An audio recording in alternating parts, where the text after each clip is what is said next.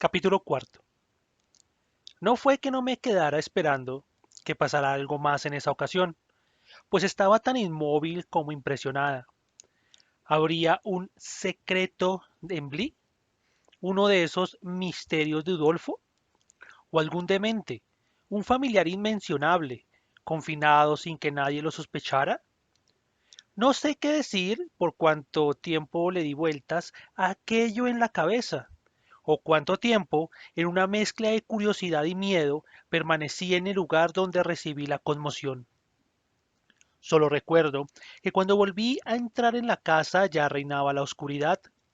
Sin duda, en el entretanto se había apoderado de mí una agitación que me impulsaba a andar, pues debí de caminar unas 3 millas dando vueltas por el lugar.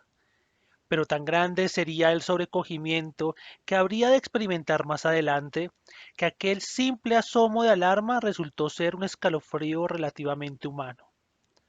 La parte más singular de todo, por singular que hubiera sido lo demás, fue en realidad mi encuentro con la señora Grouse en el vestíbulo.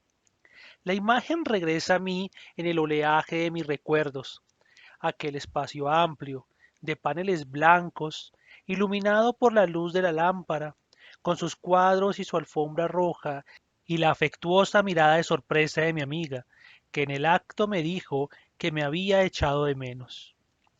Al acercármele, caí en la cuenta de que su calurosa sencillez y su auténtico alivio por mi reaparición demostraban que no sabía nada del incidente que me disponía a contarle. No había yo sospechado de antemano que su plácido rostro me haría contenerme, y hasta cierto punto sopesé la importancia de lo que había visto cuando me encontré preguntándome si debía mencionárselo.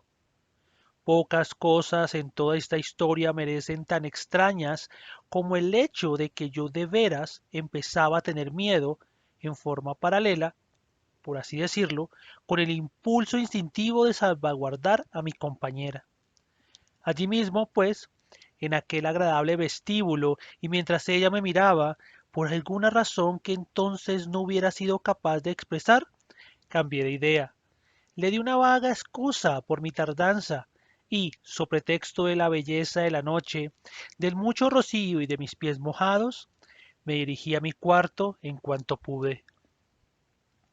Allí el asunto era distinto. Allí, en los días siguientes, las cosas fueron harto extrañas. Todos los días había horas, o al menos momentos, robados incluso a mis obvios deberes, en las que tenía que encerrarme a pensar. No se trataba aún de que estuviera más nerviosa de lo que podía soportar, sino de que albergaba un notable temor de ponerme así, porque la verdad que ahora debía encarar era, simple y llanamente, la de que no podía alcanzar ninguna conclusión sobre el visitante con quien me había relacionado de manera tan inexplicable y, a mi modo de ver, tan íntima. Tardé poco en comprender que sin hacer preguntas ni comentarios alarmistas podía auscultar cualquier complicación doméstica. La conmoción sufrida debía de haberme aguzado todos los sentidos. Pasados 3 días, y como resultado de poner más atención simplemente, me convencí de que los sirvientes no tramaban nada contra mí, ni me habían jugado alguna broma. Nada sabían de lo que yo sabía, fuera lo que fuera. Así, solo quedaba una deducción lógica. Alguien se había tomado alguna libertad bastante abominable.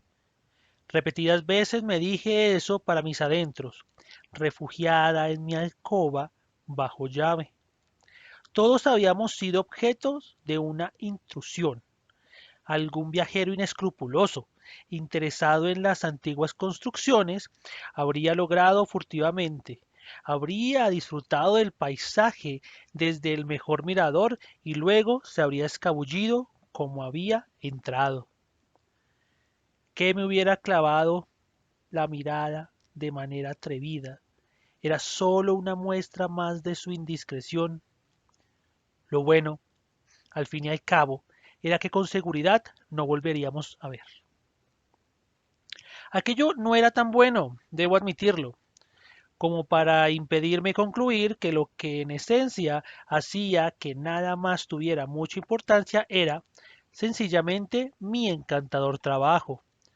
Mi trabajo se reducía a mi vida con Miles y Flora, y lo que más me hacía disfrutarlo era la sensación de que ampararme en él era ampararme de mis cavilaciones. El encanto de mis pequeños alumnos era motivo de una dicha constante que me llevaba a pensar de nuevo en lo infundado de mis temores originales, en la prevención que había sentido al principio contra la posible insipidez de mi oficio. Si parecía que no iba a haber nada prosaico ni aburrido, ni mayores afanes, ¿cómo no iba a ser encantador un trabajo que se me presentaba como una belleza cotidiana? Todo eran aventuras en el cuarto de juegos y poesía en el cuarto de estudio. Con esto no quiero decir, claro, que solo estudiáramos poesía y literatura de ficción. Lo que quiero decir es que no puedo expresar de otra manera la suerte de interés que me inspiraban mis acompañantes. ¿Cómo podría describirlo sino diciendo que, en lugar de hastiarme con su trato, cada vez hacía descubrimientos nuevos? Y eso es maravilloso para una institutriz, y pongo por testigo a todo el gremio. Pero había una dirección en la que estos descubrimientos se detenían, ciertamente. La oscuridad más profunda continuaba envolviendo la región de la conducta del niño en el colegio. Pronto me fue posible, como dije atrás, enfrentar ese misterio sin sentir una punzada de angustia. Quizás esté más cerca de la verdad decir que, sin mediar palabra, él mismo se encargó de disiparlo. Había conseguido que la acusación resultara absurda. Mi conclusión brillaba con los mismos colores encendidos de su propia inocencia. Era demasiado fino y bello para el sucio y atroz mundillo del colegio, y había tenido que pagar el precio. Pensaba yo, en forma crítica, que esas diferencias personales, esas superioridades cualitativas, siempre, infaliblemente, hacen que la mayoría, que incluye quizá a los rectores sórdidos e imbéciles, se torne vengativa. Ambos niños exhibían una docilidad, era su único defecto, sin que por ello Miles fuera un pasmado, que los mantenía siempre, ¿cómo expresarlo?, en un plano casi impersonal y desde luego ajeno a cualquier castigo. Eran como los querubines del cuento que no tenían, en lo moral al menos, por dónde darles una zurra. Recuerdo que, en el caso de Miles, en especial, yo tenía la impresión de que, por así decirlo, carecía del más mínimo pasado.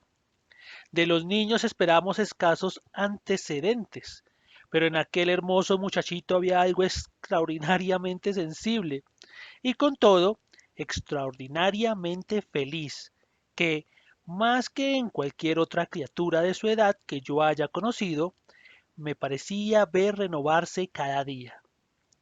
Jamás había sufrido ni un segundo, cosa que yo tomaba por una refutación clara de que lo hubieran castigado alguna vez. De haber sido un niño malo, se lo habrían hecho sentir, y yo lo hubiera sentido de rebote, habría hallado la huella, habría palpado la herida y la deshonra, pero yo no rastreaba nada, y por lo tanto él era un ángel. Nunca hablaba del colegio, jamás mencionaba a un amigo o a un profesor, mientras que yo, por mi parte, sentía demasiado desagrado como para aludir a ellos. Claro que me encontraba bajo el efecto de un hechizo, y lo maravilloso es que, aún en esa época, tenía conciencia de ello, pero me rendí a ese hechizo. Era un antídoto contra cualquier pena, y yo tenía más de una. Por esos días me llegaban de esas cartas preocupantes, pues allá los asuntos no marchaban bien. Pero, con la dicha de tener a mis niños, ¿qué cosas terrenales me importaban? Esa era la pregunta que solía formularme en mis dispares ratos de aislamiento. Estaba deslumbrada con su encanto. Un día domingo, para seguir con la historia, llovió con tal intensidad y durante tantas horas que no hubo modo de ir a la iglesia, en vista de lo cual al declinar el día acordé con la señora Grouse que, de mejorar el tiempo, asistiríamos juntas al último servicio. Por fortuna dejó de llover y me preparé para la caminata, la cual, cruzando por el parque, recorriendo el buen camino que llevaba al pueblo, tardaría unos 20 minutos. Al bajar las escaleras para reunirme con mi colega en el vestíbulo, recordé un par de guantes que habían requerido unas puntadas y las habían recibido, con una publicidad acaso nada edificante, mientras acompañaba a los niños a la hora de su té, que los domingos se servía, como excepción, en el frío y elegante templo de caoba y bronce que era el comedor de los mayores. Había dejado allí los guantes y volví para recogerlos. El día estaba bastante gris, pero todavía brillaba la luz crepuscular, lo que me permitió, al cruzar el umbral, no solo distinguir en una silla, junto al amplio ventanal ya cerrado, los artículos que buscaba, sino también reparar en que al otro lado de la ventana había una persona que miraba hacia adentro. Con dar un paso en la habitación había bastado. La visión fue instantánea. Ahí estaba presente. La persona que miraba hacia adentro era la misma que se me había aparecido antes. Así se volvía a aparecer. No digo que con más nitidez, pues esto era imposible, sino con una proximidad que representaba un paso adelante en nuestra relación y que me dejó, al verlo allí, sin aliento y helada. Era el mismo y lo veía tal como lo había visto antes, de la cintura para arriba, pues aunque el comedor quedaba en la primera planta, la ventana no descendía hasta la terraza en la que él estaba. Tenía la cara pegada al cristal, mas el efecto de verlo mejor se redujo, como cosa rara, al revelarme la intensidad del producido cuando lo vi por primera vez. Estuvo allí solo unos segundos, suficientes para convencerme de que él también me había visto y reconocido, pero era como si yo lo hubiera visto por años y lo conociera desde siempre. Con todo, algo sucedió esta vez que no había ocurrido en la anterior. Su mirada directa a través del vidrio y de la habitación era tan profunda y penetrante como antes, pero la apartó de mí por un momento durante el cual pude observarla, ver cómo se posaba sucesivamente en varios objetos más. En ese instante me sacudió el impacto adicional de una certeza.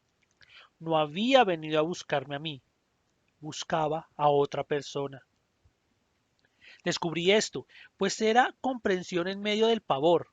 Me produjo la más extraordinaria de las reacciones. Desencadenó en mí, allí petrificada, un repentino arranque de valor y sentido del deber. Digo valor porque sin duda alguna ya me había expuesto demasiado. Volví a salir corriendo por la puerta, llegué hasta la de la casa, salí sin perder un instante en la explanada y cruzando la terraza tan rápido como me llevaban los pies, doblé la esquina y estuve en plena vista. Pero en plena vista de nada, pues el visitante se había esfumado.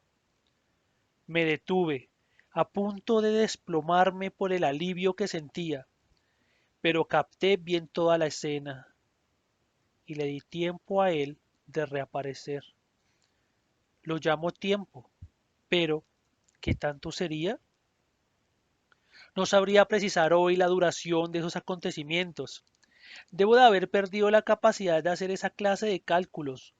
No pueden haber durado tanto como me parecía. La terraza y todo el lugar, el prado, el jardín de más allá y lo que alcanzaba a ver del parque estaban desiertos, colmados de una inmensa soledad. Había arbustos y árboles, pero recuerdo haber sentido la clara certeza de que ninguno lo ocultaba. Estaba allí o no lo estaba, y si yo no lo veía, entonces él no estaba. Me aferré a eso. Luego, de forma instintiva, en lugar de regresar por donde había venido, me acerqué a la ventana. No sé por qué se me hacía imperativo situarme donde él había estado, y así lo hice. Apliqué la cara contra el cristal y miré, al igual que él, dentro del cuarto. En aquel momento, como para mostrarme con exactitud cuál había sido su línea de visión, la señora Grouse entró desde el vestíbulo, tal como yo acababa de hacerlo para él. Gracias a eso, se repitió para mí la representación completa de lo que había acontecido previamente. Me vio, tal como yo a mi visitante. Se quedó petrificada, tal como yo. Le produje un susto comparable al que yo me había llevado. Palideció, y eso me hizo preguntarme si yo también me habría puesto así de lívida. Me miró, en síntesis, y partió sobre mis propios pasos, y entonces supe que había salido, que venía dando la vuelta y que en pocos instantes se toparía conmigo. Me quedé donde estaba, y mientras la esperaba pensé más de una cosa, pero hay una sola que me ocuparé de mencionar. Me intrigaba que ella también se hubiera asustado.